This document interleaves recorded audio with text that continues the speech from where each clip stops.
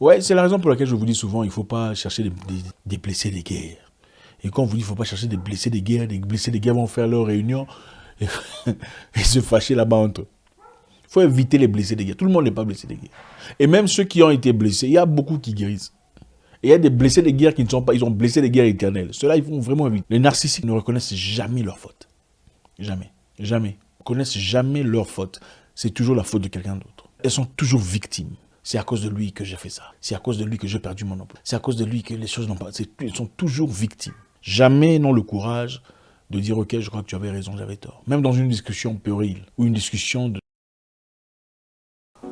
Bonjour à tous les amis, Zach Mouikassa, fondateur de Mouikassas. Merci d'être là aujourd'hui, encore une fois, pour cette nouvelle édition de Red Pill. Les Red Pill de Zach Mouikassa. C'est-à-dire, il y a des Red Pill, il y a des Red Pill de Zach Mouikassa. C'est chaud ici. Pour ceux qui sont nouveaux, merci d'être là, merci de vous joindre à nous, c'est toujours avec beaucoup de plaisir qu'on vous reçoit.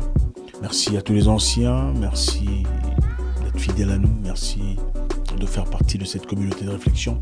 Aujourd'hui, on va bombarder des choses incroyables. En tout cas, serrez vos ceintures. On va faire très vite, on ne va pas perdre de temps, surtout pas. On ne perdra pas de temps du tout.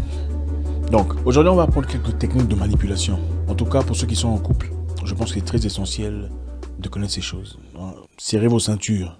La manipulation dans les couples, manipulation dans le mariage, manipulation dans le fiançailles, manipulation dans les relations amoureuses. Des fois, vous vous sentez engorgé, étranglé, asphyxié, et vous n'arrivez pas à comprendre ce qui se passe. Qui a raison, qui a tort? Manipulation. Vous savez, on ne peut manipuler qu'une personne qui ne comprend pas une forme de manipulation. Et une manipulation ne peut perpétuer que si la manipulation n'est pas comprise. Aussitôt qu'une personne comprend qu'il y a manipulation, elle s'arme de ce qu'il faut pour s'en débarrasser. D'abord, je vais commencer par lire un message que j'ai reçu, la raison pour laquelle d'ailleurs on parlera de cette histoire.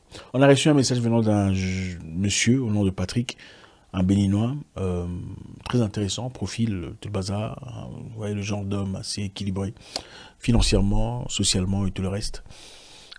C'est un monsieur connu d'ailleurs, voilà, mais pour épargner tout ce qu'il faut, on va essayer de brouiller un peu ce qui se passe. Un monsieur connu, super connu au Bénin. Bref, sa plainte est celle-ci.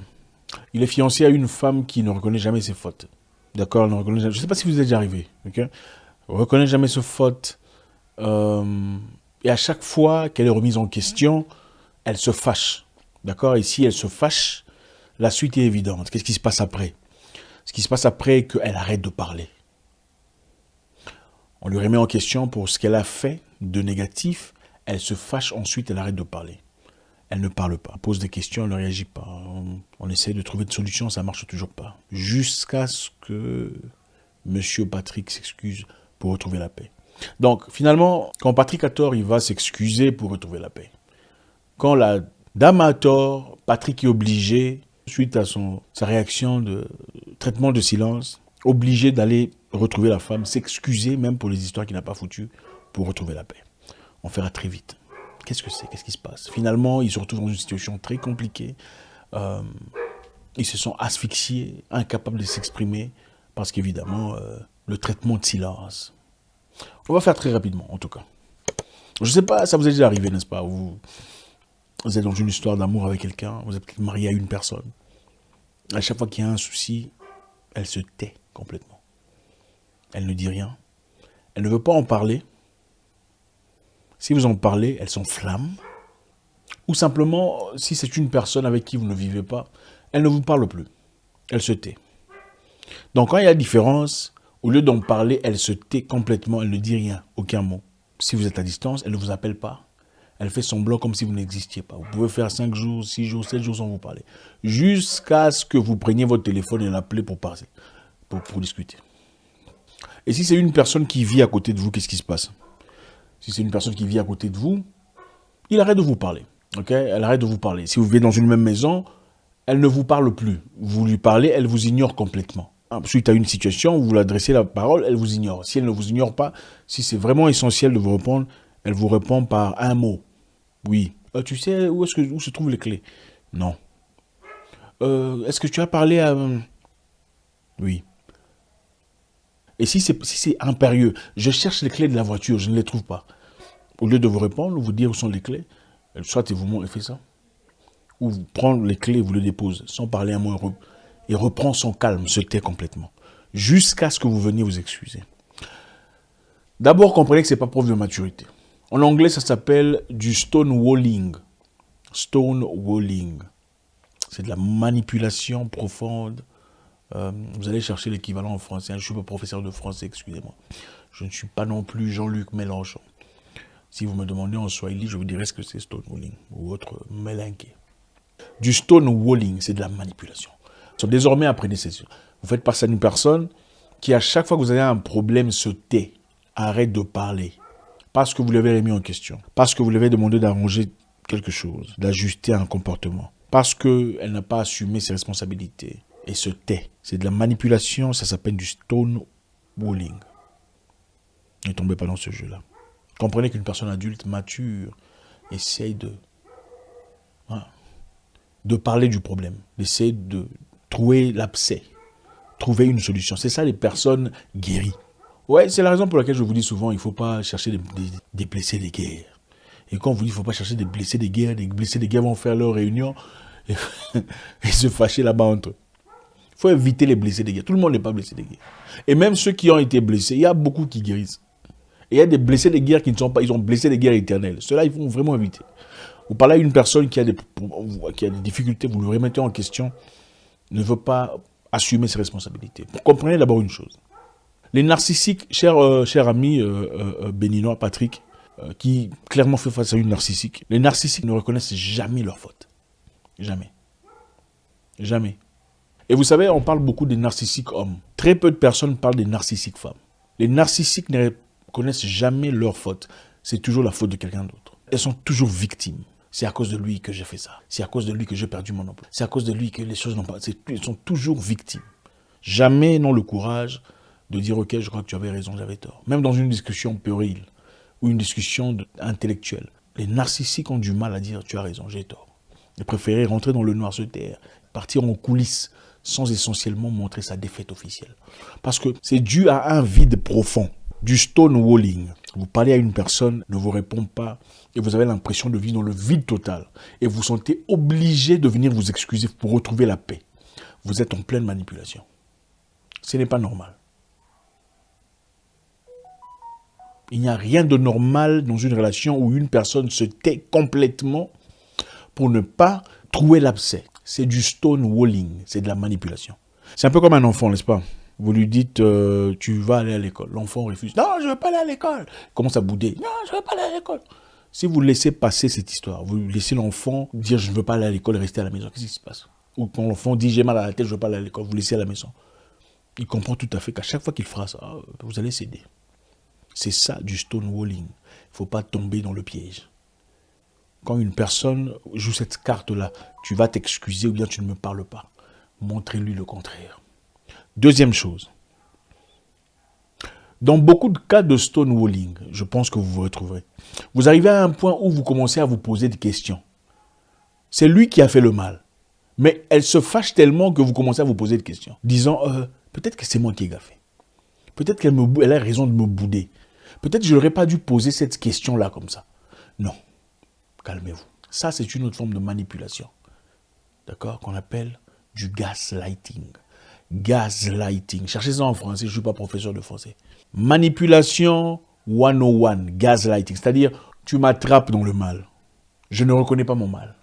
Je te boude au point où tu commences à te poser des questions de savoir est-ce que c'est moi qui ai tort peut-être. En fait, je commence à tourner, à dévier votre réalité vers une réalité différente. Vous commencez à vous poser la question, est-ce que j'ai vu ce que j'ai dit ou c'était imaginaire? Est-ce que je suis peut-être fou? J'ai pas bien entendu ou... Ok? C'est ce qu'on appelle du gaslighting. Ok? Les gaslighting sont des choses qu'on reconnaît très facilement. Les gaslighters sont des menteurs compulsifs. Ils ne disent jamais la vérité. Ils ne reconnaissent jamais leur faute.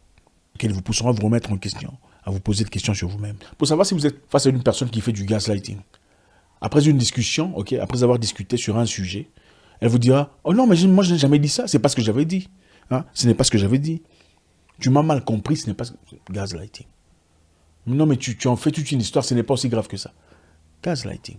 C'est grave parce que tu as eu mal. D'accord? Vous aviez eu mal, voilà, c'est la raison pour laquelle vous vous fâchez. Enfin, c'est la raison pour laquelle vous êtes là, n'est-ce pas? Oh, c'est possible. Tu prends les choses trop personnellement. Du gaslighting. Minimisez vos sentiments pour donner l'impression que c'est vous qui avez un problème. Du gaslighting. Ce n'est pas ce que je voulais dire. Le manipulateur gaslighting vous dira des choses telles que tu es trop sensible, tu es trop émotive. Pourquoi tu prends les choses comme ça? C'est ça. Tu n'es pas trop émotive. C'est lui qui veut twist, comment dire ça? Qui veut transformer ta réalité, te donner l'impression que ce qu'il a fait n'est pas aussi mal que ça. Mais tu as raison de te fâcher. Elle t'a manqué de respect. Tu as raison de te fâcher. Pourquoi tu m'as manqué de respect devant les gens? Tu es trop sensible. Non, non, non, non, non. Gaslighting. Cette personne te dira tu es en train de overreact. Tu prends les choses trop au sérieux. C'est du gaslighting. Donc, maintenant, du gaslighting ne peut marcher, ne peut fonctionner que si on ne sait pas ce que c'est. D'accord? Maintenant, quand vous lisez ces vidéos, comprenez dans quelle situation vous êtes. Quand vous comprenez ces manipulations, vous savez comment vous situer. Pour réaliser que vous êtes en pleine manipulation, c'est un peu comme, comment vous appelez ça? Tour de magie, hein, comme un sort. Hein? Quand vous êtes dans une situation, écrivez ce qui s'est passé sur papier. Pour pas que demain, la personne change disant, ce n'est pas ce que j'ai dit. Non, écrivez ça sur papier. Ou enregistrez. Vous comprenez? Enregistrez la conversation, comme ça, vous lui ferez écouter la conversation le lendemain. Parce que le manipulateur narcissique qui applique du gaslighting est souvent expert dans ce domaine. Écrivez la conversation. Comme ça, demain, vous aurez des références. Voilà ce que tu as dit hier. Voilà, écoute. Pour qu'elle ne cherche pas des... Ce n'est pas ce que je n'aime pas dans ce sens-là. Voilà le sens dans lequel tu parlais. Ou encore, allez parler à quelqu'un. Allez parler à une tierce personne. Parlez à quelqu'un d'autre de neutre. Parlez-lui de votre situation. Parce que vous savez, le gaslighting, à un moment donné, vous commencez à vous remettre tellement en question que vous ne posez plus les questions qu'il faut dans votre situation. Vous commencez à avoir peur de revendiquer vos droits. Vous commencez à avoir peur de parler d'un sujet. Parce qu'elle vous a dit, je n'ai pas envie d'en parler. Le sujet est pertinent. Mais elle ne veut pas que vous en parliez. Parce qu'elle sait qu'elle aura tort à la fin. Alors elle dit, je ne suis pas d'humeur. Est-ce que tu peux? Je n'ai pas envie d'en parler.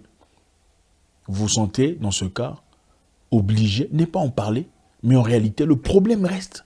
Le problème est persistant. Vous êtes passé à autre chose.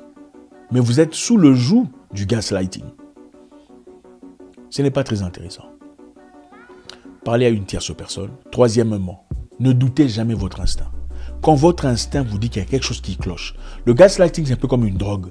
C'est une manipulation profonde. C'est comme, comment vous appelez ça? Quand on te... les francolades, comment vous dites ça? Quand on te fait perdre on t'hypnotise. Le gaslighting est une forme d'écouter votre intuition. Quand votre intuition vous dit qu'il y a quelque chose qui cloche, c'est-à-dire qu'il y a vraiment quelque chose qui cloche. Voilà les amis, c'est avec beaucoup de plaisir. Il ne faut pas accepter des bêtises dans la vie. D'accord? Vous faites face à une personne qui ne parle pas quand il y a des problèmes. Vous êtes face à une manipulatrice narcissique. Posez-lui la question de savoir, est-ce qu'il y a une relation où ça n'a pas marché? Elle te dira non. Il n'y a aucune relation où ce n'était pas de sa faute. Ça a toujours été la faute de Jacques, la faute de Gilbert, la faute de Gérard. Lui là, c'était un pervers narcissique. L'autre, c'était un voleur. C'est toujours comme ça. Vous faites face à une personne qui fait application ou emploi de gaslighting, c'est-à-dire vous exclut complètement, vous donne l'impression que vous n'êtes plus en relation parce qu'elle veut que vous vous excusiez. Ce n'est pas normal. Une personne mature et normale, stable, vous dit il faut qu'on parle. On ne peut pas continuer à vivre comme ça. Voilà ce qu'il y a, voilà ce qui m'a déplu, voilà ce qui s'est passé. Et je voudrais que tu t'excuses par rapport à ça. Voilà comment une personne intelligente, aguerrie, stable, réagit. Elle ne va pas vous placer dans une punition émotionnelle. Stonewalling, le premier, peut aussi être intime. C'est-à-dire, tu ne me toucheras pas. Elle ne te donne pas des raisons. Mais tu ne me toucheras pas. Qu'est-ce qu'il y a? Rien. C'est quoi le problème? Rien. Stonewalling, manipulation. Une personne, non, ce n'est pas les choses des femmes. Il ne faut pas mélanger les femmes. Les femmes ne sont pas égales. Ceux qui sont expérimentés savent que les femmes ne sont pas égales. Il y a des femmes malades, complètement malades, et des femmes normales. Une femme normale ne te dit pas non, rien. Non, jamais. Ce ne sont pas toutes les femmes qui font ça. Ce sont les femmes immatures, souvent blessées, qui sont comme ça. Une femme normale te dira, je ne suis pas content parce que tu as fait A, B, C, D. Et même si elle pourrait bouder le premier jour, la deuxième journée, elle te dira, je ne suis pas content parce que voilà. Vous trouvez, c'est ça la maturité, grandir. Merci infiniment les amis, c'est avec beaucoup de plaisir. Il y a tellement de choses à dire, c'est psychologique, on ne peut déchiffrer ces histoires que quand on a compris le système. Alors là, on se protège. Si ça vous intéresse, il y a tellement de choses à dire, on pourra continuer. Malheureusement, on ne peut pas tout mettre ici, dans la même vidéo. Vous savez comment ça se passe avant la fin de la vidéo, avec beaucoup de plaisir. Merci d'être là. J'espère vous parler encore très bientôt dans une nouvelle vidéo. Si vous aimez ça, faites-moi savoir. On verra ce qu'on pourra faire. Au revoir. Petite sœur, je vois tu n'as rien compris. Tout est clair, de toi il s'est servi.